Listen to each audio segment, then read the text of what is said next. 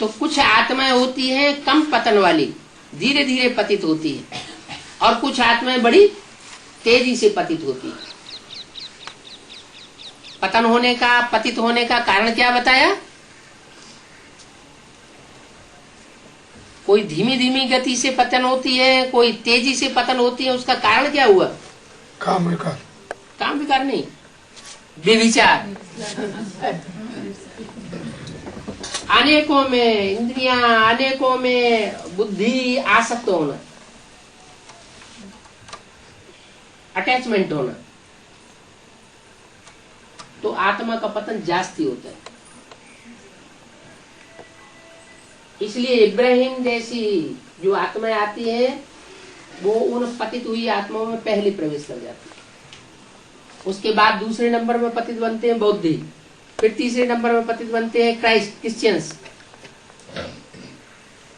उससे भी ज्यादा धीमी गति से पतन बनने की, जो पतित होने की जो गति है, वो है सन्यासियों की।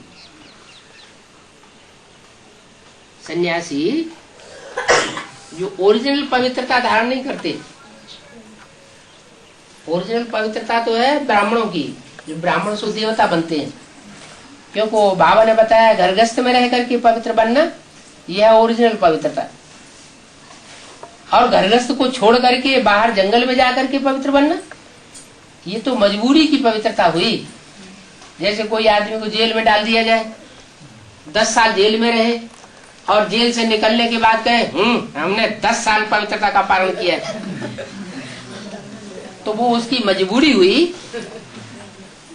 या उसने वास्तव में पवित्रता का पालन किया?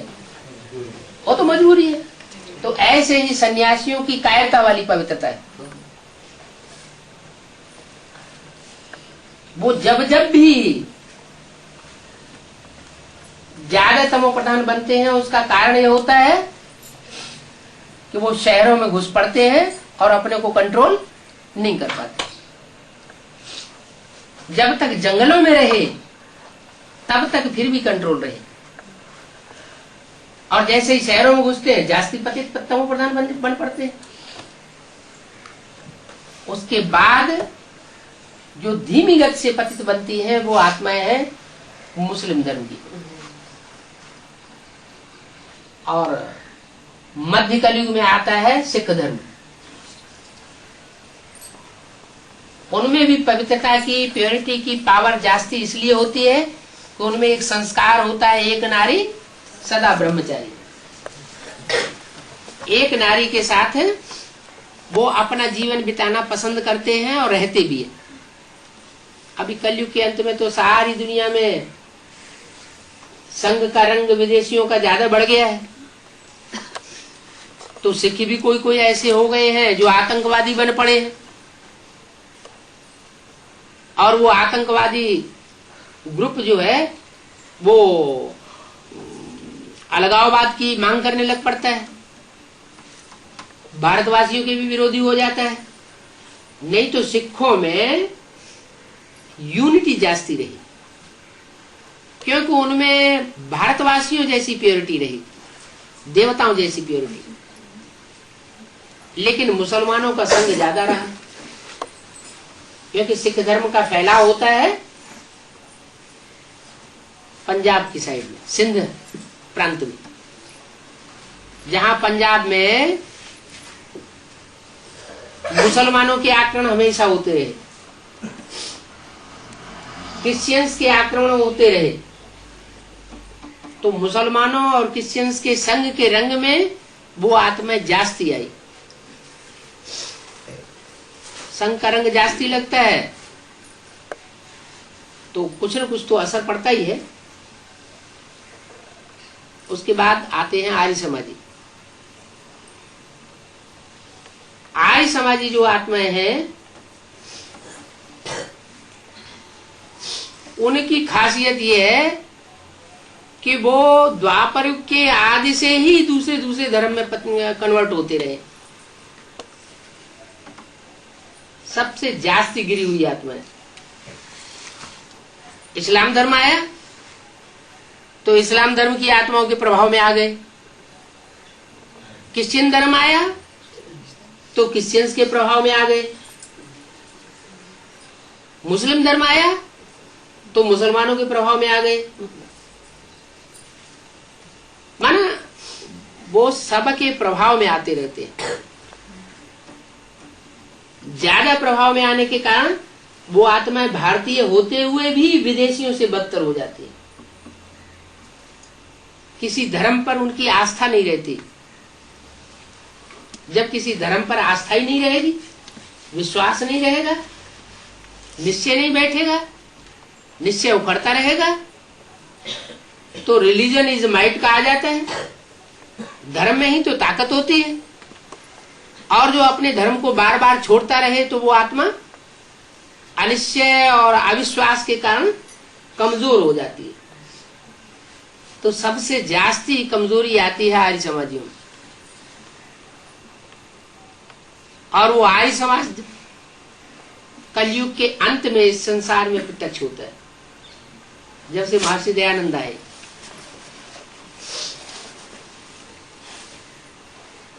इतने बेविचारी बनते हैं कि उनकी जो गवर्नमेंट तैयार होती है वो गवर्नमेंट में कोई ताकत नहीं रहती। आज की जो गवर्नमेंट है वो कांग्रेसियों की गवर्नमेंट रही ना। वो कांग्रेसी जो है वो ज्यादातर आर्य समाजियों से प्रभावित रहे। क्या प्रभावित रहे कि हम किसी धर्म की अपेक्षा नहीं करते, धर्म से हमें कुछ लेना देना नहीं, हमें तो ज्यादा जनसंख्या चाहिए, वोट चाहिए। वो वोट चाहे मुसलमानों के हो, चाहे क्रिश्चियंस के हो, चाहे हिंदुओं के हो, हमें तो ज्यादा से ज्यादा संख्या के ऊपर अपना राज्य करना है, जो हमारे फॉलोअर्स बने। तो प्रजा परस्त हो गए।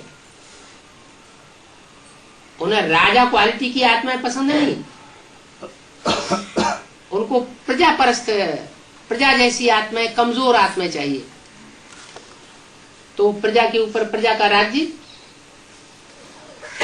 जब कलयुग अंत होता है तो भारत से शुरू होकर के सारी दुनिया में प्रजा के ऊपर प्रजा का राज्य छा जाता है। अभी तक नेपाल देश ऐसा था जहां राजाओं का राज्य नाम मात्र को चल रहा था, वहां भी राजा ही खलास हो गई है। अभी सारी दुनिया में प्रजा के ऊपर प्रजा का राज्य। और प्रजा में तो कोई ताकत नहीं होती। ताकत राजा में होती है या प्रजा में होती है? राजाओं में ताकत होती है। क्यों ताकत होती है राजाओं में? प्रजा में ताकत क्यों नहीं होती है? प्रजा हुजूम की हुजूम, ढेर की ढेर, और राजा एक होता है। और राजाओं को राजा बनाया किसने? राजाओं को राजा बनने की शिफ्ट किसने दी? हाँ, इंद्रियों को कंट्रोल करने की अपनी इंद्रियों पर राजा ही करेगा, सो बड़ा राजा बनेगा। तो ये शिफ्ट है, ये पढ़ाई किसने सिखाई? शिव बाबा ने सिखाई। अब शिव बाबा तो सर्वशक्तिवान, उससे ज्यादा शक्तिवान तो कोई धर्म पिता होता ही नहीं। वो मनुष्य गुरु, मनुष्य धर्म पिताएं जो होते हैं वो तो शक्तिहीन होते हैं। वो इतने शक्तिहीन होते हैं, खुद भी इस सृष्टि में आकर के नीचे गिरते हैं और अपने फॉलोअर्स को भी नीचे गिराते हैं, नीचे गिराने के निमित्त बनते हैं। थोड़े समय के लिए जब वो आत्माएं ऊपर से सतो प्रधान आती है तो इस सृष्टि रूपी रंगमंच पर जगह जगह पर थोड़ी मकान की मरम्मत कर देती है, रिपेयरिंग। अब वो रिपेयरिंग कितनी देर चलेगी? रिपेयरिंग जो है वो ज्यादा समय नहीं चलती। कोई भी धर्म, मनुष्य गुरु, धर्म पिताएं इस सृष्टि को नया नहीं बना सकते। सारी सृष्टि को पूरे के पूरे तरीके से ढांचा बदल करके नया बनाने की ताकत एक परमपिता परमात्मा की है। तो वो आकर के राजा ही स्थापन करते हैं। क्या शिव बाबा का कहना है कि प्रजा के ऊपर प्रजा का राज्य है, बेकायदे राज्य। ये कोई कायदा कानून नहीं है कि प्रजा के ऊपर प्रजा राज्य करे। राजाओं का राज्य चाहिए। और आर्य समाजियों ने क्या कर दिया? जो आर्य समाजी आए वो आधे नास्तिक होते, वो भगवान को तो मानते हैं, निराकार को तो मानते हैं, लेकिन साकार देवताओं को मानते ही नहीं। अब जब साकार ही नहीं होगा, अगर परमात्मा इस सृष्टि पर आकर के साकार नहीं बनेगा तो देवताएं कैसे रचेगा? तो देवताएं जब नहीं रचे जाएंगे तो देव आत्माओं की तो राजाई होती है।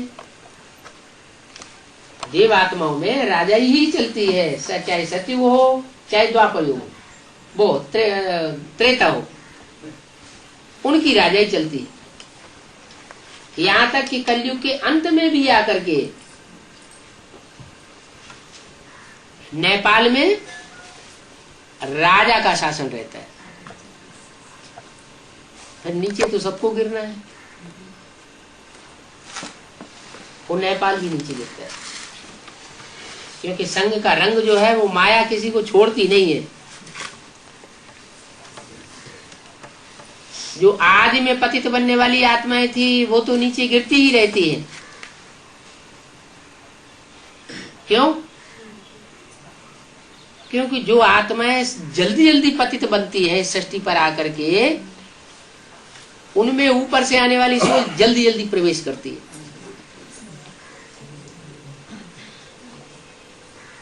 तैतीस करोड़ देवताएं हैं, 33 करोड़। 33 करोड़ देवताओं में से एक एक में सोल प्रवेश करती है ऊपर से आने वाली परम धाम से, और वो सोल प्रवेश करके उनको कमजोर करती है। खुद राजाई भोगती है और जिसमें प्रवेश करती है उसको आधीन बना के रखती है। उसमें संकरंग भी लगता है। इसलिए बाबा ने बोला स्वधर्म में निधर्म से अपने धर्म में रहना ज्यादा अच्छा है, दूसरे धर्म में कन्वर्ट होना अच्छा नहीं है। तो जिनमें ऊपर से आने वाली आत्माएं प्रवेश करती हैं वो फिर दूसरे धर्म में कन्वर्ट हो जाती है, उनके अधीन होकर के चलती है। तो जो अधीन होकर के चलता है वो उसमें कमजोरी ज्यादा आती है। जो स्वाधीन होता है उसमें कमजोरी नहीं रहती, आधीनता के कारण कमजोरी आती है। इंफीरियरिटी कम्प्लेक्स आ जाता है आत्मा के अंदर।